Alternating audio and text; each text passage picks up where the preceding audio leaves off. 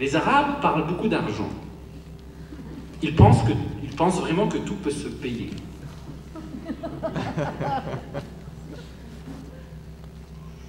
Le Québec aussi pense que tout peut se payer, qu'un pays peut se payer. Quand on y réfléchit bien, un pays comme la paix, ça se risque, d'abord et avant tout.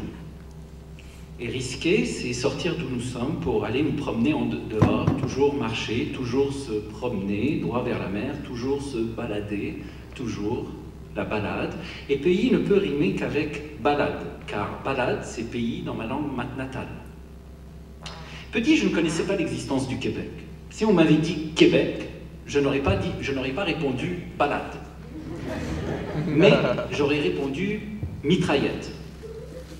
J'aurais probablement cru, petit, que le mot Québec désignait une nouvelle arme à feu. Il y avait la Kalachnikov, il y avait la M16, et dorénavant, il y aurait le Québec. Une arme à feu dont j'allais me servir pour tuer à mon tour tous les méchants qui en voulaient à ma terre natale. Le Québec allait me servir pour libérer mon balade. Mais évidemment, je n'ai tué personne, pas encore. Je me souviens, un oiseau était venu se poser sur ma tête. Je le savais, je ne tuerai jamais personne pour devenir un héros, triste vie. Alors, j'ai quitté ma terre natale et je suis parti en balade vers une autre balade. Ici, les choses sont bien différentes, à commencer par le ciel. Le ciel du Québec est un ciel qui ne se voit nulle part ailleurs, en tout cas pas dans mon pays natal. Il y a des couleurs ici, dans le ciel, que l'on ne retrouve pas dans les autres ciels. C'est à cause du froid et de la position du Québec par rapport au soleil. Le froid, ici, tue les poussières qui sont dans l'air et la position du Québec face à l'univers lui donne de ses couleurs, à son ciel et de ses profondeurs qu'on aurait au fond envie de plonger dedans. Ici, le Québec m'a fait découvrir et aimer la lumière. C'est quand même pas mal.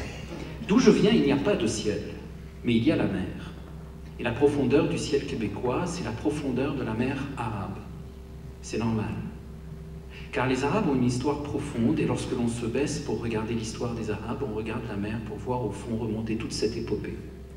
Le Québec, son histoire est encore blanche, ou plus ou moins blanche, quand même un peu rougie par le sang des Indiens, mais toujours est-il que c'est pour cela qu'il y a tant de neige, et dans la neige, la profondeur n'existe pas, puisque la neige n'est porteuse d'aucune histoire, sinon celle des nuages, d'où elles viennent de tomber. Pour trouver la profondeur au Québec, il faut peut-être lever la tête et regarder le ciel, car il y a beaucoup de profondeur ici, dans l'avenir, un avenir avec des gradés de couleurs hallucinants. Je regarde souvent le ciel à travers les branches des arbres l'hiver. Vous pourriez faire l'expérience. Je regarde souvent le ciel à travers les branches des arbres nus l'hiver pour imaginer que je regarde un vitrail. Et alors, au fond, c'est une multitude de choses qui se mettent à exister devant moi. Les branches des arbres nus ont une telle façon de s'entrelacer que l'on dirait de l'arabe écrit sur un fond bleu. Et moi, qui ne sais plus lire l'arabe, je regarde le ciel québécois et j'y lis ma langue natale.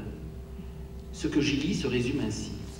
Il n'existe pas d'escalier qui peut conduire à la lumière du ciel. Il n'y a aucune façon de tomber vers le haut. Je me rappelle cette phrase que j'avais lue dans un journal ici. Je pense que ça devait être le titre d'un article ou d'un roman, je ne sais plus. Ça disait « Le Québec me tue ». J'ai trouvé ça très étonnant. Très étonnant. Je n'ai pas compris. Moi qui viens d'un pays où beaucoup de gens sont morts dernièrement, je peux dire qu'un pays ne tue personne, c'est plutôt les gens qui s'en occupent. Les gens qui ont tendance à s'entretuer, à tuer un pays.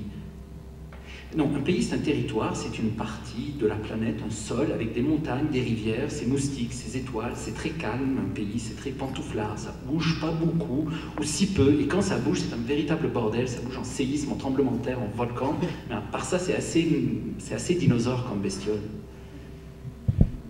Il m'arrive de penser par exemple à Madagascar, à cette petite île, je pense à elle. Et je me dis que sur le bord de l'océan Indien, actuellement, là, aujourd'hui, il y a sûrement des enfants qui se promènent pour jouer avec les crocodiles.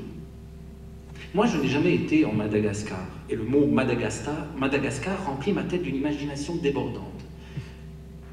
Si je le prononce, là, maintenant, Madagascar, je ferme les yeux, et j'essaye de savoir quelle imagination remplit la tête des jeunes malgaches, ou bien des vieux chinois, ou des vénérables pakistanais, lorsque l'on prononce devant eux le mot Liban, ou le mont Québec.